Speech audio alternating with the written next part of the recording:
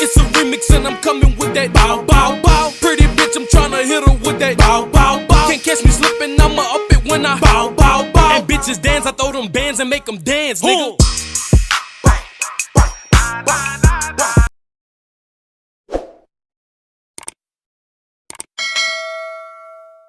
Hi, I'm Quince Algario, and for today I want to share to all of you guys about physiological process, the facts about reading, and the scientific experiments of the eye movements.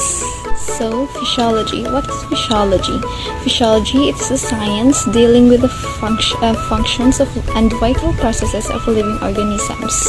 While physiological process, it is the function of living organisms and their parts, and the physical and chemical factors and processes involved. Reading involves both an organic or physiological process and a mental or cognitive processes.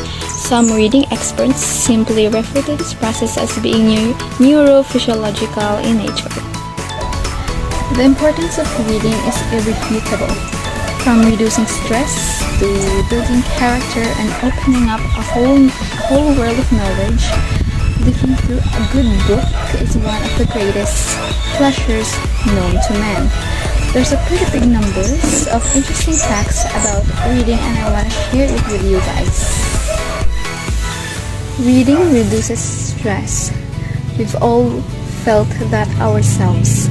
Reading a good book after a long and stressful day affords wonders on our state of mind. Studies have actually shown that living through a good book can be up to 600% more efficient in relieving stress than playing a video game, and 300% more efficient than going for a walk. Now that's a fun fact about reading. Let's move on to the scientific experiments of the eye movements.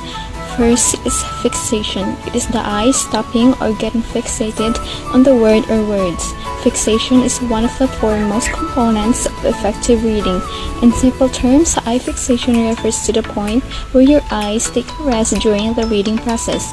People who tend to make fewer eye fixation during reading usually have a higher reading pace than the people who make more frequent fixations. Second is interfixation.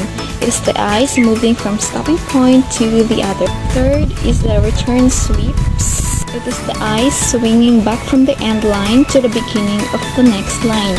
Return sweeps are an essential movement that takes the reader's eyes from the end of one line of text to the start of the next.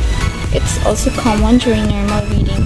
The eye movement literature is dominated by single-line reading studies where no return sweeps are needed. Fourth is the saccades. It is a short, quick hop and jump movements. Saccades typically last for about 20 to 40 minutes in reading. Its average length in reading alphabetic script is about 7 to 10 letters, somewhat depending on the script. Fifth is regression. It is a backward right-to-left movement. Regression is the process of rereading text that you've already read. It goes by other names, including backskipping, rereading, and going back over what you read. You also have to comprehend what you read. Without comprehension, reading is a wasted effort. Lastly is the span of recognition. It is the eye's recognition of a group of words.